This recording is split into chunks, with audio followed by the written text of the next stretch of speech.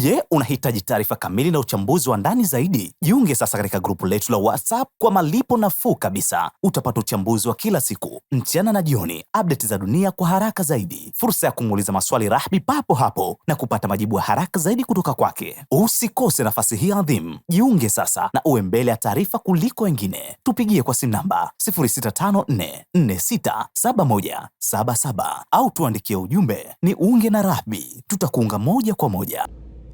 Irani state media claim that transit through the Strait of Hormuz is only permitted through routes by Iran. Sasa wenyewe wanaandika, yani hiyo claim wamechukua, yani haya ni madai ya Irani kuwa njia ya meli ambazo zinapita kwenye mfereji wa Hormuz zinatakiwa ziwe chini ya uratibu wa Irani. Hayo ni madai, wanasema claim ni madai ya Irani. Lakini chini wanaandika truth, yani ukweli ni kuwa Irani does not control the Strait of Hormuz.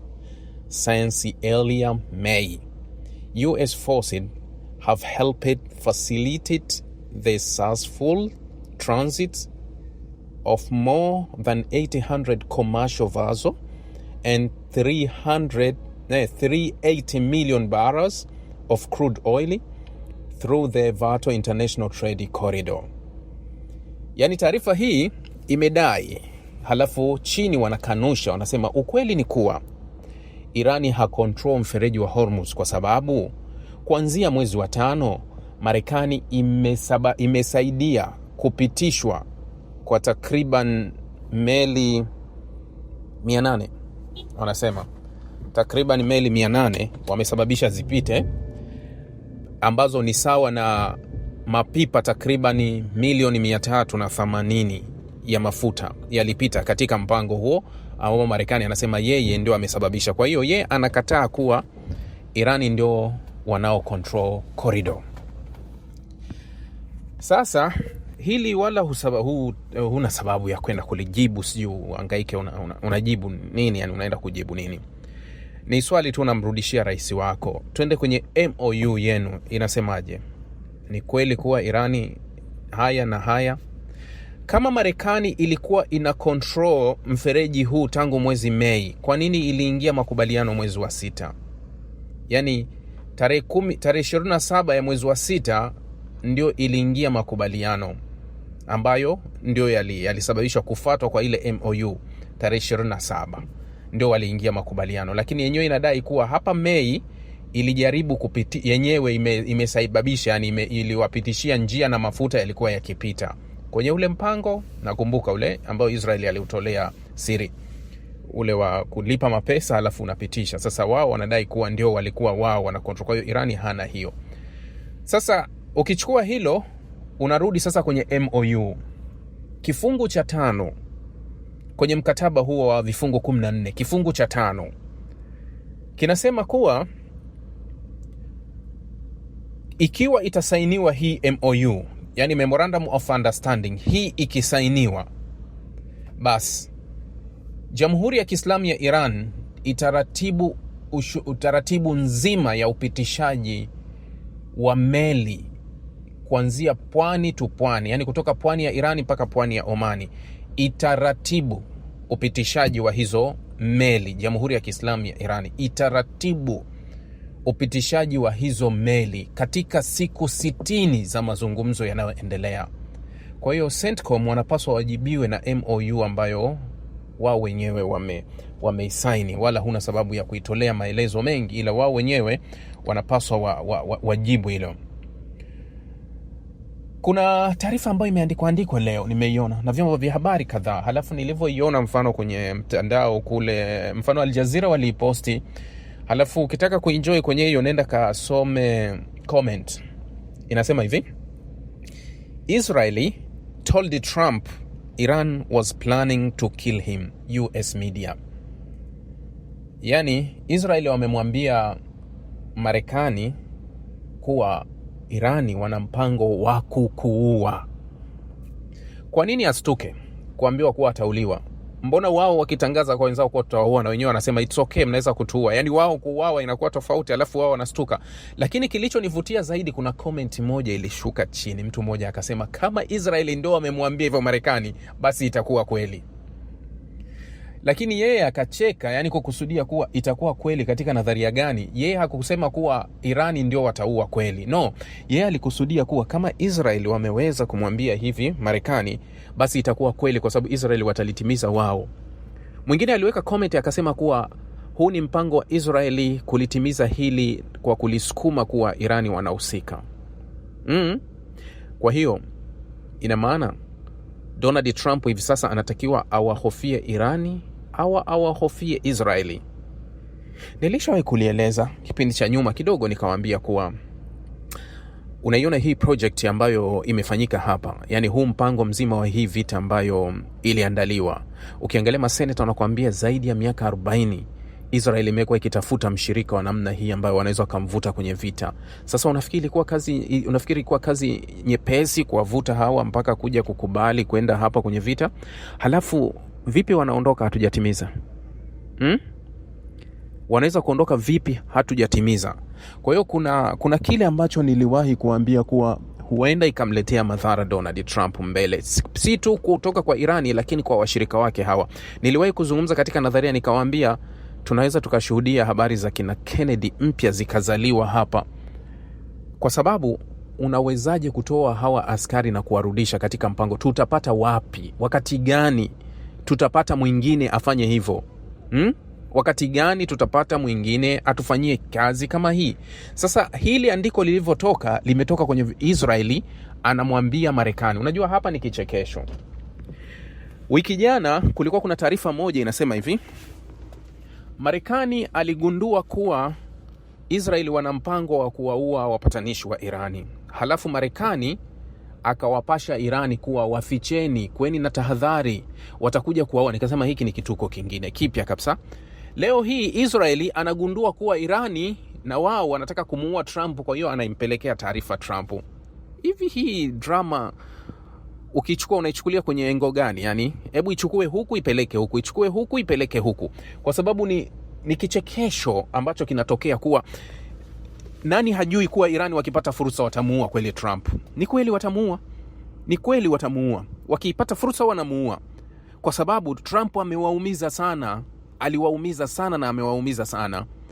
Kulikuwa kuna bango limeandikwa wakati wa maziko ya Khamenei kule Mashhad, kubwa limeandikwa kuwa Trump tutakuua, yani Trump wewe tutakuua tu. Sasa kwa nini anasuka? Unajua Trump alikuwa kwenye mkutano wa NATO kule, alienda na Air Force ile ambayo alipewa na Qatar, ambao walibadili ikawa Air Force. Baada ya kufika pale, aliagiza Air Force 1 ije ile, yani abadili ndege. Wanasema masuala ya kiusalama, alikuwa anahofia kuuawa au anafanya nini? Jamani, shujaa huyo anaogopa kuuawa. Iko hivyo. Sasa unaweza ukasema kuwa okay, hiyo nadharia unasema kuwa watakuja. Nimesema Trump kawaumiza Irani kwa sababu ajiandae na hili. Yani wakipata fursa watamuua tu, hilo liko wazi. Wakati anamalizia awamu yake ya kwanza 2020, ndio alimalizia awamu ya kwanza mwezi Januari 2020, aliidhinisha mauaji ya Generali Qasim Soleimani. Nimewahi kuambia kama Irani kuna mtu aliwahi kuwauma mpaka leo, basi alikuwa ni Generali Qasim Soleimani. Generali Qasim Soleimani alikuwa bosi wa Quds, ambao sasa hivi iko chini ya Ismail Khan. Generali Qasim Soleimani anabaki kuwa ni kiongozi ambaye hakuwa kwenye nafasi ya juu sana katika Irani. Unajua yeye alikuwa tu ni bosi wa Quds. Quds ni kikosi ambacho kinafanya kazi zake nje ya nchi. Na huyu kwa vyanzo vya Irani anatajwa kuwa ndio hasa huenda angekuwa kiongozi mkuu baada ya Khamenei, General Qasim Soleimani. Hata baada ya General Qasim Soleimani, aliyekuwa akimensheniwa zaidi, wale walikuwa wakimention, alikuwa ni marehemu Ibrahim Raisi aliyekufa kwenye ajali ya ndege. Sasa Donald Trump aliidhinisha kifo cha General Qasim Soleimani 2020 Januari kwenye uwanja wa ndege wa Baghdadi, sambamba na Abu Mahdi al-Muhandis aliyekuwa mkuu wa kikosi cha Kataib Hizbillah cha Iraq. Hilo lilikuwa ni pigo la kwanza ambalo Trump aliwaumiza. Lakini kupitia huyu Trump kaja kuwapiga pigo la pili la Khamenei. Sasa nani ashangae kuwa wao na wenyewe wanataka kulipa kisasi kwa hili? Nani anakuja kushangaa kwenye hili? Watalipa, wakipata fursa wanalipa. Lakini ajabu eti kusema kuwa Israeli ndio kafanya research yake akagundua kumpelekea taarifa Marekani kuwa Trump, hawa watu wana mpango wa kukuua. We pitia kwenye comment ndio utajiridhisha kuwa nani hasa mwenye mpango wa kumuua huyu bwana. Nani hasa mwenye mpango wa kumuua huyu bwana? Kuna siku Donald Trump alisema hivi, when mad people have nuclear weapons, bad thing happens. Yani alikuwa anakusudia kusema wakati watu wabaya watapokuwa wanamiliki nuclear, basi tegemeeni mambo mabaya yatatokea. Waziri wa mambo ya nje wa Iran Abbas Araghchi akamjibu akasema Trump is right. Trump yuko sahihi kabisa. The United States is the only country that has used nuclear weapons against civilian twice. That is madness. Akasema Marekani ndio nchi pekee imewahi kutumia nuclear mara mbili kwa civilian, kwa watu tu civilian. Alitumia kule Japan, alitumia sehemu mbili na Hiroshima kule na Nagasaki alitumia mara mbili. Akasema that is madness. Yani huu ndio wenda wazimu. Sasa unakaa unajiuliza kuwa alichokisema Trump, bad thing happens, bad thing happen, it's okay. Nani amefanya hivyo? Ni kwa ni yeye amefanya hivyo. Nchi yake pekee ndio nchi imewahi kutumia nyuklia pekee. Manake kama kuna nchi ilitakiwa ifuatiliwe kwa nyuklia zake, ilitakiwa afuatiliwe Marekani. Marekani ndio alitakiwa achunguzwe, afuatiliwe anataka kufanya nini, kwa nini nyuklia anazimiliki, kwani Marekani pekee ndio alipaswa afuatiliwe, kwa sababu Marekani ndio amewahi kutumia nyuklia. Ukilinganisha na wengine hawajawahi kutumia nyuklia. Lakini yeye ndio anawashutumu kuwa hawa wabaya wakikaa na nyuklia hawa wataangamiza dunia. Nani amewahi kufanya kama sio wewe? Sasa jana Iran state media reported strike on military headquarter in Bushehr province and the port of city of Konak. The US told Al Jazeera it was not responsible for the strike, which come on the same day at the long anticipated funeral of Iran late supreme leader Ali Khamenei. Hii nimeishangaa. Taarifa inasema Iran state media wanaripoti kuwa kuna mashambulizi yamepiga headquarter, military headquarter, kambi ya kijeshi ya Bushehr katika jimbo la Bushehr kule, pamoja na port ya Konarak. Lakini Marekani wanaiambia Al Jazeera it was not a responsibility for the strike. Hawakuhusika na hayo mashambulizi. Kahusika nani? Kahusika nani? Leo hii, dunia ya leo, ni rahisi kugundua kuwa haya mashambulizi yametoka kwa nani, hili limekuja kwa nani. Hili limetoka huku, hili limekuja huku. Sasa jana kulitokea mashambulizi jioni, na ikawa kuna mabishano hayo niliyaona yakiendelea kwenye vyombo vya habari, kuwa vyombo vya habari kadhaa vya Irani vinaripoti mashambulizi, lakini upande wa pili unakataa, unasema kuwa hakuna operation yoyote. Hata CENTCOM wanasema kuwa sisi hatujafanya operation yoyote. Tuseme nani kafanya operation? Ni Israeli au nani? Jana waziri wa mambo ya nje wa Israel Katz alisema kuwa wako tayari, wanajiandaa kufanya mashambulizi kwa Irani ikiwa watapewa, wako tayari kufanya hayo mashambulizi.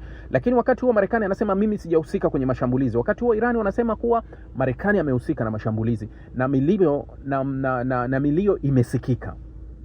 Nani alikuwa anasema nini? Yani tuchukue lipi la nani anasema ukweli kuhusu hili? Haijulikani. Lakini Irani wanasema kuwa yako mashambulizi yametokea. Jana umati mkubwa wa watu ulikusanyika katika mitaa ya mji mtakatifu wa Mashhad. Huu ni mji mtakatifu kwa mujibu wa imani za Kishia. Mashhad, Qom, hii ni miji mitakatifu. Najaf, Karbala, hii ni miji mitakatifu kwa imani ya Kishia. Khamenei alizikwa katika kaburi jirani na kaburi lilipo la Imam Reza, eneo takatifu zaidi la Waislamu wa Shia nchini Irani, na kuashiria mwisho wa siku 6 za maombolezo ya umma katika miji 5 kote Irani pamoja na Iraqi. Mazishi hayo ambayo yaliripotiwa na shirika la habari la Irani IRNA yamekuja baada ya makabiliano ya mashambulizi kati ya Iran na Marekani ambayo yanatishia kuvuruga makubaliano ya awali ya kukomesha vita ambavyo yeye pia ndio vilisababisha kifo chake. Hapo awali walinzi wa mapinduzi ya Kiislamu walishutumu Marekani kwa kulipua madaraja mawili kwenye njia ya reli kutoka mji mkuu wa Teherani kuelekea Mashhad usiku kucha katika juhudi za kuzuia watu kuhudhuria maziko. Nilisema jana. Khamenei pamoja na wanafamilia kadhaa waliuawa katika shambulio la Israeli nyumbani kwake Teherani mnamo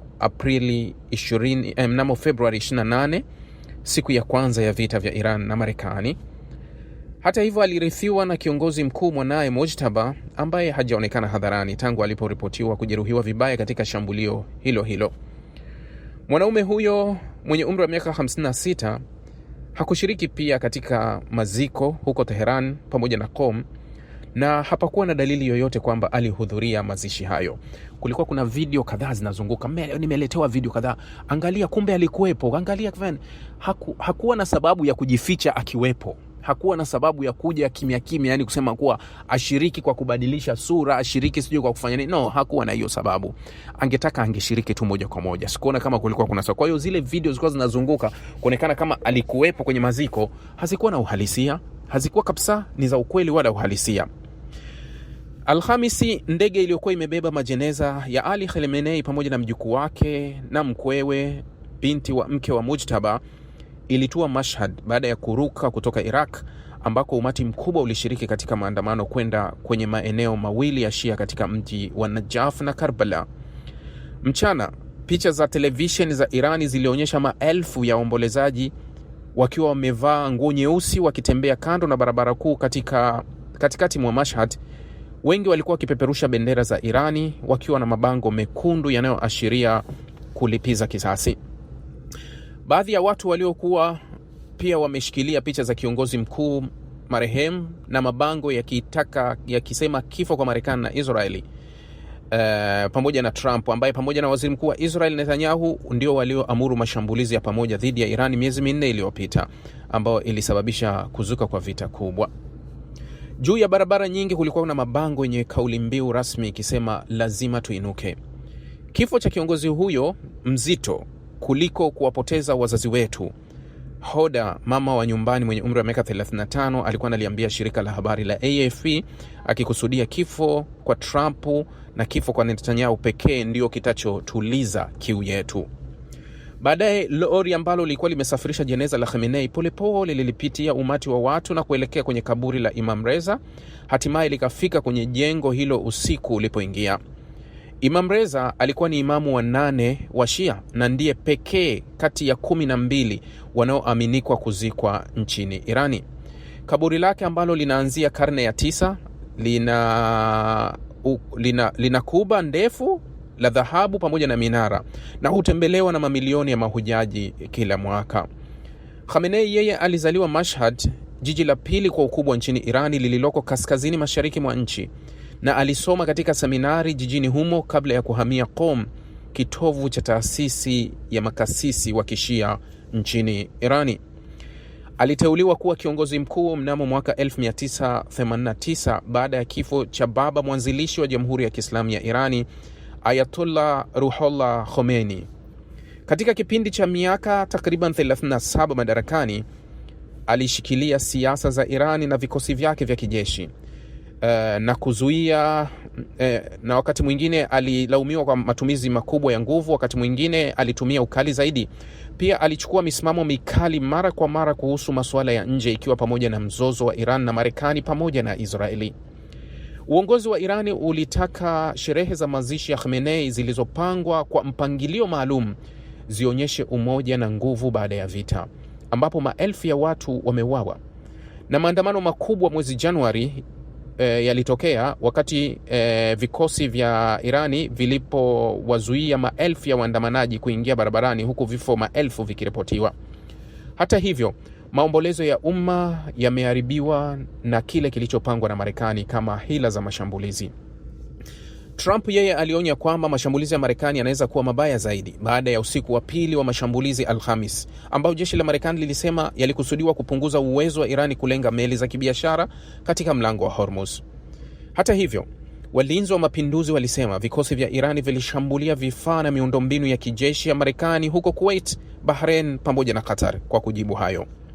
Wiki 3 zilizopita, Marekani na Irani zilitia saini mkataba wa makubaliano MOU uliotaka kukomeshwa kwa uhasama katika pande zote na kufunguliwa tena kwa mlango wa bahari wa Hormuz. Pia uliwapa miezi 2 kufikia makubaliano ya mwisho yanayohusu mpango wa nyuklia wa Irani.